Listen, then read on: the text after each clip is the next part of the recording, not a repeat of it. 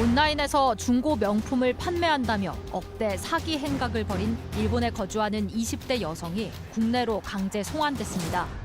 이 여성은 5년 동안 6억 원 상당의 돈과 물품을 가로챈 것으로 밝혀졌습니다. 100명이 넘는 피해자들을 올린 사기극의 전말을 파헤쳐봅니다. 자, 바로 어제 온라인에서 중고 명품을 거래한다면서 그동안 억대의 사기 행각을 벌여왔던 일본 거주 20대 여성이 국내로 강제 송환됐습니다. 김영선 기자, 좀 정리해 주시죠.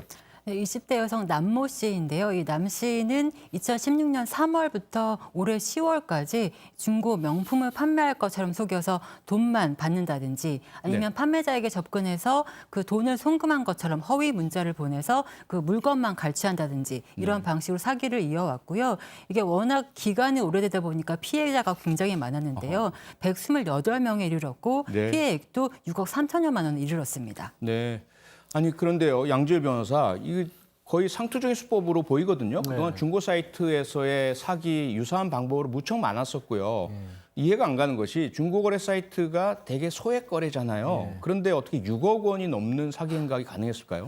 두 가지를 꼽고 싶은데요. 이 사람이 판매를 했던 것들이 명품 중고였습니다. 명품 중고인데 사용을 안 한 새 것인 것처럼 판매를 합니다. 그렇게 해야 이게 뭐 사진을 여러 개 보여달라든가 말을 걸어서 얼마나 품질이 좋지 않아요. 뭐 이런 것들 수법들을 쓸 수가 있고요. 또 이 수법만 쓴 게 아니라 한마디로 돈이 될 수 있는 모든 방법을 다 동원했다. 예를 들어서 본인이 직접 어떻게 보면은 뭐 저기 그 철학원 같은 데 가서 이 상담 같은 걸 받은 다음에 상담 비용 보내드립니다라고 이렇게 얘기를 하는데 아 원래 3만 원만 내야 될 돈인데 한 50만 원을 잘못 보냈습니다. 다른 데 보낼 걸. 그러니까 지금 3만 원 빼고 나머지 저에게 보내주십시오라고 하면서 또 은행에서 문자가 간 것처럼 이렇게 보냅니다. 그러니까 이 입금 문자를 받은 사람은 이거 너무 많이 받았네 하고 찍힌 계좌로 돈을 보냈는데 그러니까 입금이 안 됐는데 입금이 된 것처럼 은행에서 문자가 간 것처럼 이렇게 했단 말이죠. 가짜 문자를 보낸 거죠. 그러니까 돈도 안 받았는데 이 사람은 50만 원 받은 것으로 착각을 하고 47만 원을 돌려보내는 거스름돈이라고 생각하고 47만 원을 보냈는데 알고 보니 다 가짜였던 겁니다. 그런 식으로 정말 글자 그대로 모든 수법을 다 동원한 겁니다.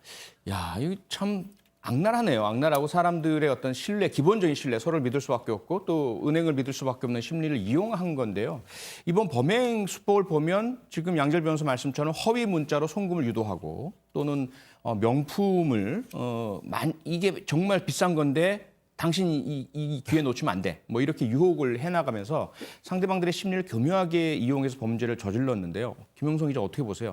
이 철학관 사례를 보면은요, 이 철학관이라면서 영업을 하는 입장에서는 사실 소비자들의 컴플레인, 이 항의를 굉장히 두려워하게 되거든요. 그렇죠. 평판 막 게시판에 뜨는 글들 이런 거. 이 사례를 보면 그 돈을 환불해 달라라고 요청을 하는데 내가 좀 나중에 송금 받았는지 확인을 하고 주겠다라고 계속 얘기를 했는데도 집요하게 그 문자를 보내서 빨리 돈을 보내라 안 그러면 내가 너에게 불이익을 주겠다는 식으로 온라인에 알리겠다는 식으로 이런 식으로 협박을 하는 걸 보면 굉장히 치밀하게 아니면 진짜 이런 영업자들의 어떤 그런 심리를 굉장히 이용하는 그런 모습을 보여준 것 같습니다. 네, 피해자들의 심리를 정확하게 꿰뚫어서 이용했다는 이런 그런 느낌이 상당히 강한데요. 문제는 이 피해 규모가 여기서 끝이 아니라 더 늘어날 우려가 또 있다면서요? 맞습니다. 경찰에서 지금 파악한 피해자 규모는 128명인데요. 지금 온라인상에 보면 남 씨에게 사기당한 피해자들이 모여서 온라인 오픈 채팅방을 만들거나 아니면 피해자 모임 카페를 하고 있는데요. 여기 회원 숫자를 보면 그보다 훨씬 많습니다. 아마 그 소액이어서 경찰에 따로 신고하지 않은 그런 피해자들이 있을 것 같은데 만약 이런 피해자들이 더 드러날 경우에는 피해 규모가 지금보다 더 늘어날 걸로 추정이 됩니다.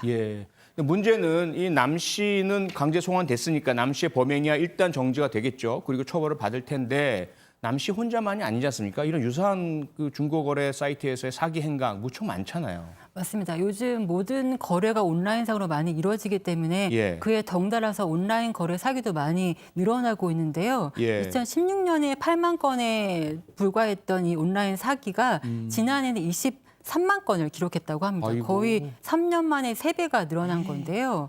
진짜 누구나 사기당할 수 있다는 그런 경각심을 가져야 할 것 같습니다. 양지열 변호사, 누구나 사기 피해를 당할 수 있다는 경각심인데요. 어떻게 하면 안 당할지 조금 예방책을 제시해 주시죠. 뭐 방법들이 여러 가지 거론이 되고 있습니다. 그런 예. 사람들의 정보를 조회해 볼 수 있는 사이트를 이용을 하자든가 아하. 뭐 경찰청 홈페이지 같은 곳이라든가 예. 아니면 일단 물건 같은 것들을 외부에서 네. 사이트 외부로 넘어가는 거 SNS에서 문자 같은 거 오는 것은 그냥 뭐 링크 클릭해 보지 말라 이런 얘기들 많이 하시는데요. 그렇죠.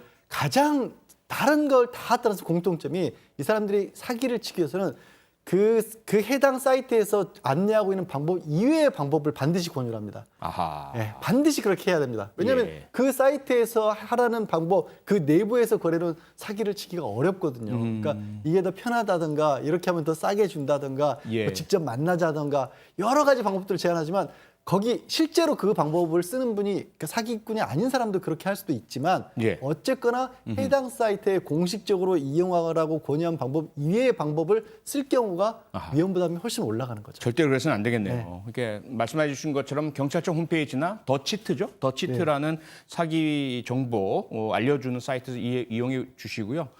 주의를 하셔서 꼭 피해 당하지 않으셔야 될 것 같습니다. 현재까지 피해자만 최소 120여 명, 피해액은 신고된 것만 6억 원이 넘는데요. 철저한 수사로 강력한 처벌이 내려지기 바랍니다. 다음 사건.